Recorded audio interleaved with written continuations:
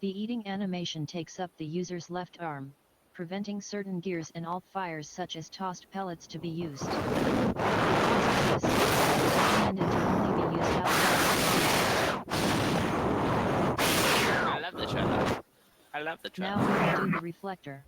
I love the The trailer. reflector is an active gear that I love the reflects trailer. projectiles just like how the swords would.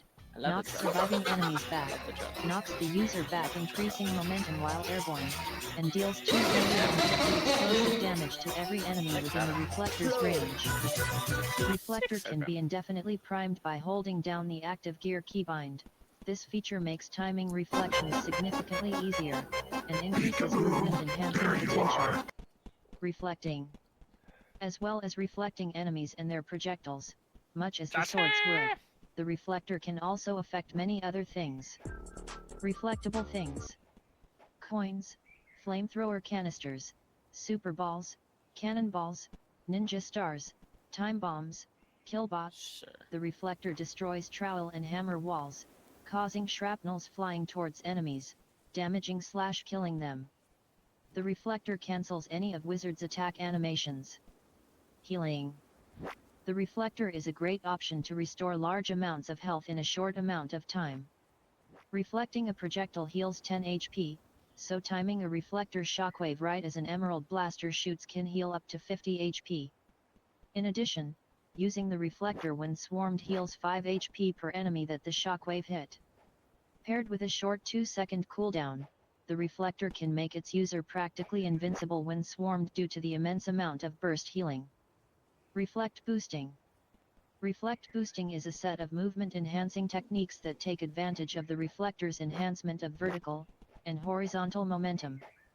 The location of the reflector's explosion can only be controlled in first person, or in shift lock while airborne. Looking down in either first person or shift lock and using the reflector will give a vertical boost upwards.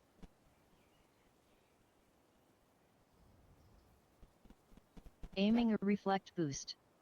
The reflector's explosion has some direct correlations to the position of the user's camera. This mechanic becomes most practical when using the reflector in either first-person or third-person shift lock. Examples of how orienting the reflector's position in first-person affects a user who fires the reflector from a standstill jump, aimed straight ahead at 90 degrees, knocks the user backwards through the air at a comparable distance to 3 consecutive dashes. Aimed directly above the user at 0 degrees, slams the user back onto the ground they jumped from faster than the forces of gravity would. Aimed directly below the user at 180 degrees, sends the user flying vertically at nominal speed, and reaching a height greater than the sword's lunging pogo. Aimed at an offset of roughly 135 degrees, knocks the user backwards through the air at a comparable distance to 4 consecutive dashes, notably, with a bit more vertical height. Reflect pogoing. The reflector's movement interactions with momentum naturally still apply to downwards momentum. If the user falls from a great height and fires the reflector, while looking downwards in first person or using shift lock with a center offset, they will pogo from the explosion, and regain nearly all of the height they had from the start of their fall. Reflect slide dash boosting. The best way to gain an extreme amount of height and speed is to combine reflect boosting with slide dashing. Dash jump, then pogo with any weapon until you have enough stamina to dash jump again. Land and immediately dash jump again to slide dash, and immediately set off the reflector to complete the technique. Reflector shield. Double tapping the reflector hot summons a versatile shield in front of you, able to eat up attacks, deal damage, and can be shot out. It lasts 20 seconds, and then recharges for another 20. For the last 3 seconds of shield, it plays the same sound of the subspace trip mine running out of time, before detonating. You can control the direction of the shield better when you are in shift lock, or first person. The shield, being obviously a shield, will block projectiles. It only blocks projectiles that physically hit the shield. Keep the horizontally long yet vertically short nature of the shield in mind when attempting to do, as it can only block projectiles that are 15 degrees vertically aligned and 85 degrees horizontally aligned with where you are blocking. The shield has 600 HP and gets progressively more red when it is attacked. If it takes 600 damage, it will break and go on cooldown. Using the Gourmet Chef Hat accessory increases its HP to 1500 HP, increases the size of the shield, giving a bigger explosion when launched, plus 50% more damage when launched, and lasts 50 seconds of use with a 40-second cooldown. Shield launching. Tapping the reflector hot with the shield out will launch it out, hitting targets for roughly 1000 DMG. Depending on the HP of the shield, the lower it is, the larger the radius and damage it will do. Launched shields can also deflect or eat projectiles. The shield's blast will grant the end blasted style bonus upon kill. You can also imbue bomb and its variants, as well as other regularly imbuable things with energized using the shield, increasing the explosion radius by a bit. It also increases all imbued weapons damage by a flat 750 DMG, but only lasts for 4 seconds, even on subspace trip mine. Shield parrying and super parries. When summoning the shield, it gives a window for you to parry attacks just like sword and its variants, as well as a few other attacks as well. Parrying this way usually gives the and reflect style bonus unless it's a super heavy melee or projectile attack, in which case it will give a and super parry style bonus. It also deals more damage than just parrying with a sword, however it is not recommended for enemies like hunters, contraps, and smiths. Rather, it's better used against bosses. The damage dealt from shield parrying increases with the Gourmet Chef Hat accessory, giving an extra plus 50% damage to shield parries. Uniquely, most blue glint melee attacks are able to be parried this way, giving you an opportunity to parry attacks that you normally couldn't with other parrying methods. For example, you can parry Dracoblasser's sword attacks with the reflector using this technique.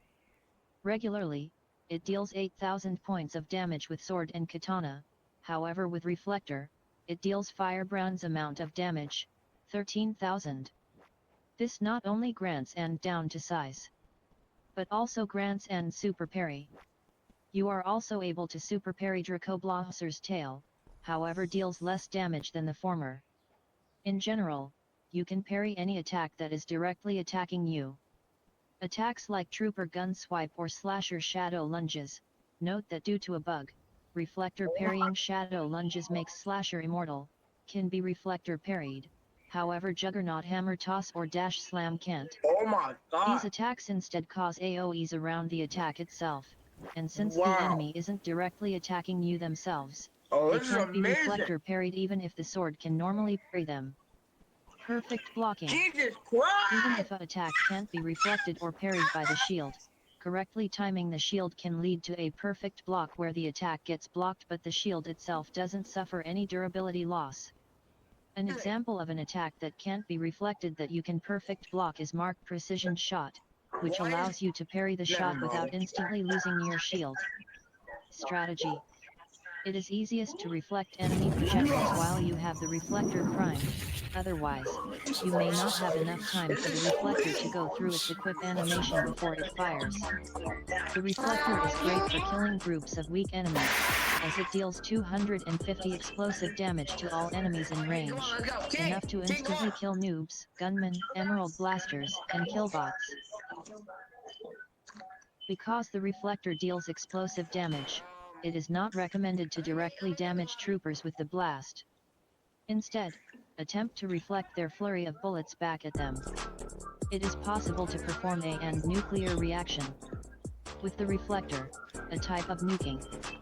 To do so, throw a time bomb into the air, reflect the time bomb upwards, easiest to do if you've already primed the reflector, and then quickly shoot the time bomb with a rocket. A very powerful strategy involves combining the reflector with the hammer. Using the reflector on a stage 3 wall will deal 600 damage to 20 enemies with a range comparable to a nuclear reaction. A combo that rewards great style points is using the end fireworks style bonus. Using the bazooka to launch yourself up with enemies and using the reflector mid-air is an incredibly easy alternative to using the end friendly fire method. This will also give the end arsenal style bonus, making the total 320 points per kill, not including airtime bonus. Combined with a crowd of bobbies, This method can actually give the same style than the friendly fire method using the and disarmed style bonus, rewarding 435 points per kill. Fun fact: launching the reflector's shield will have a very small chance of playing the sound water bucket release.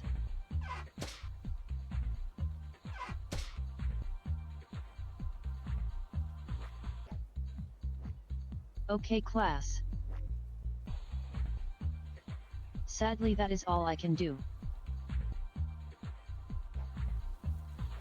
Or Roblox will warn me again.